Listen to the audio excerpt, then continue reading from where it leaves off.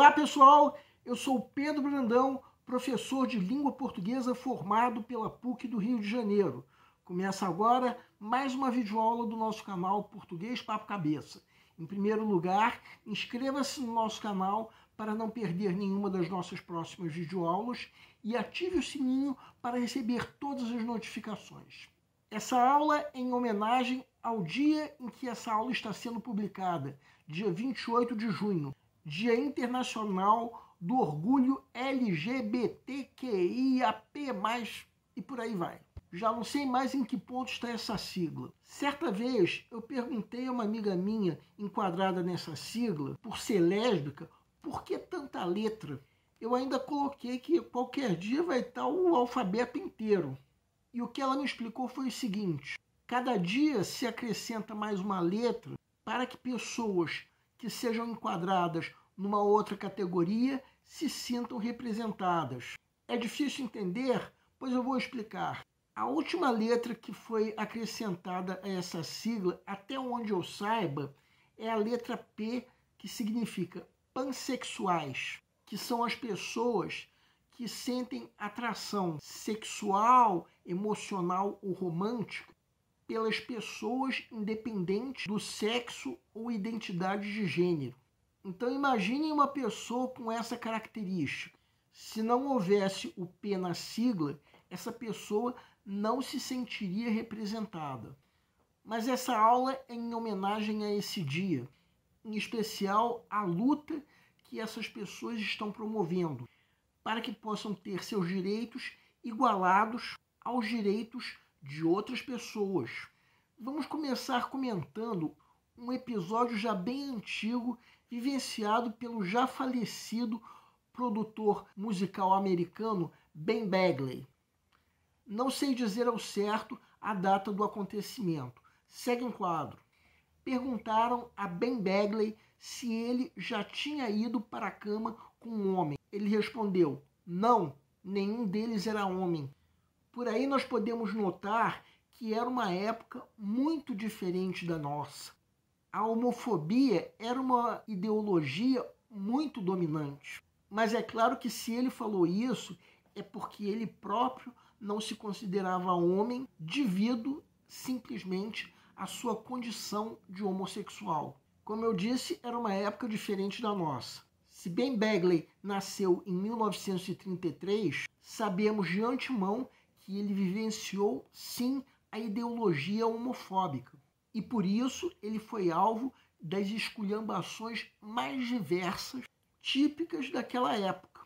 Ele faleceu no final do século passado, em 1998, ou seja, 8 anos depois de a OMS ter retirado a homossexualidade do Código Internacional das Doenças, o que aconteceu em 1990. Mas é claro que a vida de Ben Bagley abrangeu de fato a época homofóbica. Agora vamos analisar textualmente uma fala da atriz brasileira Renata Carvalho. Segue um quadro. Talvez eu seja a primeira travesti de teatro que tenha uma carreira continuada e permanente no país. Nem Rogéria, nem Jane de Castro conseguiram. Essa fala faz parte do que essa atriz falou ao ser entrevistada para uma reportagem publicada mês passado pelo jornal O Globo sobre a atriz e seu trabalho, quando acabava de estrear no Rio de Janeiro o espetáculo Manifesto Transpofágico. Numa das cenas da peça, ela pedia à plateia para chamá-la de travesti, sem medo de errar. E a plateia, de fato, gritava em uníssono a palavra travesti. Então a atriz está enquadrada na letra T da sigla. Ela estava pedindo e, portanto, aceitando ser chamada de travesti. Segundo ela, trata-se de uma característica que precisa ter nome, ainda fazendo uma paráfrase de Guimarães Rosa, quando disse que muita coisa importante falta nome. Agora vamos abordar uma fala do ator Reinaldo Gianecchini, que é gay assumido e que nesse ano estreou a peça A Herança no Teatro Vivo de São Paulo. Se alguém está se perguntando se essa peça ainda está em cartaz hoje, quando essa videoaula está sendo publicada, a minha resposta é não sei. Primeiro vamos falar sobre a peça. Trata-se de uma versão em língua portuguesa de um espetáculo da Broadway, dividido em duas partes, que trata da temática gay. O personagem de Gianecchini é um eleitor do Partido Republicano. Vamos agora ler um comentário do ator. Segue um quadro. Para mim, era necessário adentrar esse mundo. Pela primeira vez, de lupa. Nunca frequentei bar e baladas gay.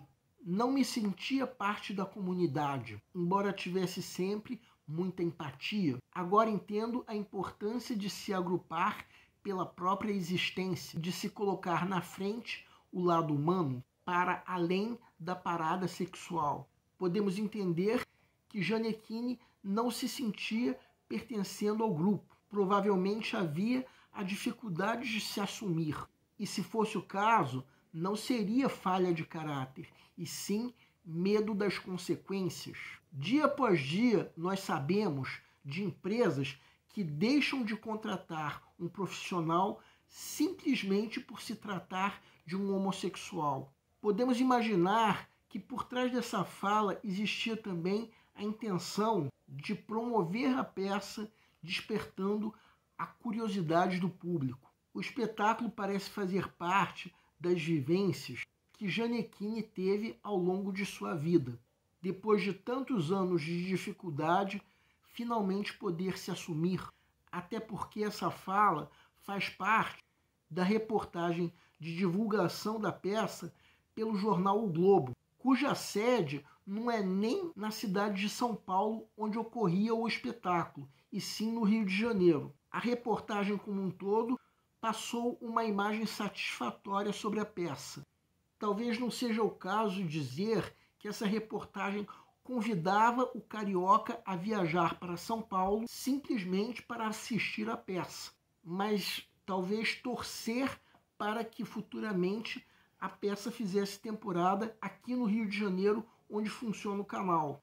Agora vamos comentar uma reportagem publicada pelo jornal Folha de São Paulo no ano de 2019, ou seja, antes da pandemia, no dia 29 de agosto, o chamado Dia da Visibilidade Lésbica daquele ano. Tratava-se de uma reportagem muito breve, baseada em entrevistas com 7 mulheres lésbicas de gerações diferentes.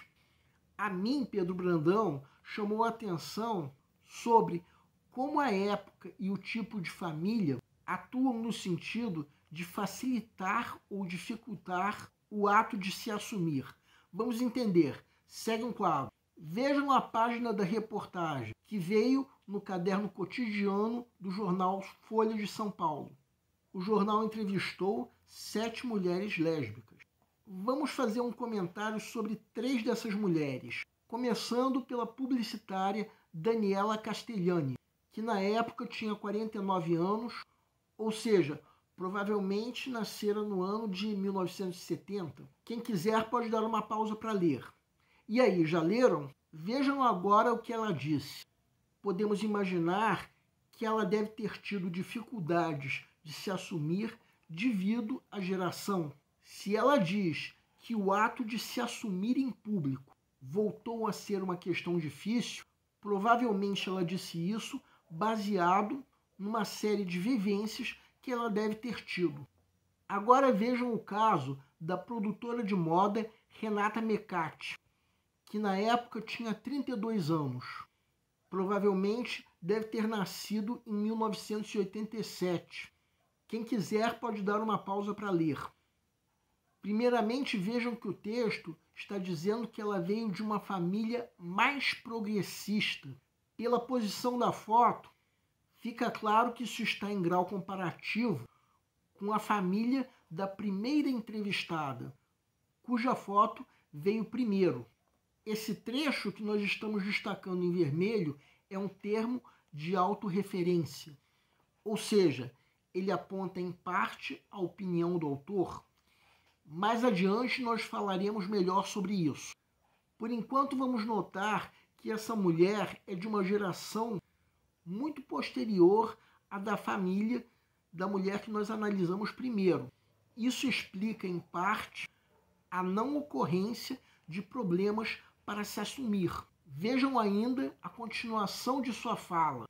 Podemos imaginar que ela também está falando baseado em vivências pessoais, que parecem estar ligadas a mulheres lésbicas que têm uma feminilidade tão marcante que muitas pessoas comentam coisas do tipo: nem parece lésbica. Nesse ponto entra um aviso para todos vocês. Aqueles que têm mania de falar coisas desse tipo, percam essa mania o quanto antes. As mulheres lésbicas não gostam de ouvir isso, porque parece para elas que não parecer lésbica é elogio. É muito desagradável para elas ouvir isso. Agora vamos ao caso da primeira entrevistada, a secretária Dayana Bastos, de 17 anos, ou seja, nascida já nesse século. Quem quiser pode dar uma pausa para ler. Por aí podemos entender por que o texto sobre aquela mulher que analisamos agora há pouco estava dizendo que Renata Mecatti veio de uma família mais progressista, porque Dayana veio antes na reportagem e, por sua vez, era de uma família evangélica. Por isso que eu disse que nós tínhamos ali um termo de autorreferência, ou seja, que apontava a opinião do autor. E é por isso que eu disse lá na frente que o tipo de família, assim como a época, pode influir no ato de se assumir. Vejam a fala de Dayana. Ela reconhece o ativismo da própria geração como um fato que não pode acabar. Bem, é claro que essa reportagem veio a ser notícia e destacada pelo jornal devido à data em que se comemorava o Dia da Visibilidade Lésbica. Mas vejam agora a primeira página da edição. Vejam que o que mais chama a atenção nessa primeira página é a foto que acompanha a chamada da reportagem que nós estamos analisando. Ou seja, um pedestre que vê esse jornal passando pela banca presta atenção inevitavelmente nessa foto. Assim como quem recebe esse jornal em casa presta atenção primeiro nessa foto. Então é claro que o jornal deu um destaque de muita relevância a essa reportagem, provavelmente para demonstrar apoio à causa das lésbicas, em especial naquele dia. É claro que um destaque desse tipo não seria dado a uma reportagem dessa se fosse o dia de uma notícia do tipo morte de Rita Lee, ataque à Praça dos Três Poderes ou Brasil leva 7-1 da Alemanha. Mas, como naquele dia não houve nenhum fato de tamanha relevância para ser noticiado, o jornal pôde dar esse destaque àquela reportagem, uma maneira de o jornal se dizer engajado na causa. Convém lembrar que acabamos de dar a nossa interpretação pessoal a todos esses textos. Quem tiver outra interpretação pode e até deve nos escrever, de preferência através dos comentários. O nosso canal Português Papo Cabeça antigamente se chamava Aprenda a Língua Portuguesa. Cada vez mais estaremos focados em vocês que estão movendo a roda da história para que seja criado um futuro melhor para todos. Então o nosso foco principal continua sendo os vestibulandos, que terão no nosso canal uma fonte importante de estudos de língua portuguesa, onde nós ensinaremos os recursos da nossa língua para que possam, em primeiro lugar, escrever de forma adequada, entre outros textos, a redação do vestibular. Em segundo lugar, para que possam interpretar textos de forma adequada, não apenas numa prova de vestibular ou concurso, mas também na leitura de textos que ajudarão vocês a se manterem atualizados. Cada vez mais nós teremos no nosso canal um Papo Cabeça. Ensinaremos nossa língua sim, mas de forma a estimular a inteligência que nasceu dentro de vocês e que precisa ser estimulada. E a missão do nosso canal é melhorar cada vez mais. Então vocês podem usar tanto o nosso e-mail quanto a nossa fanpage do Facebook para fazerem qualquer comentário, elogio, crítica ou ainda reclamação sobre as nossas videoaulas. E vocês também podem usar tanto o nosso e-mail quanto a nossa fanpage para pedirem para esclarecer qualquer dúvida que vocês tenham sobre a matéria. E nós agradecemos a todos vocês que estão assistindo nossas videoaulas. Em especial, nós agradecemos a todos vocês que estão compartilhando nossas videoaulas com outras pessoas. Muito obrigado porque vocês estão ajudando o nosso canal a ser feito. Pedimos ainda que deixem um like. Muito obrigado e aguardem nossa próxima aula.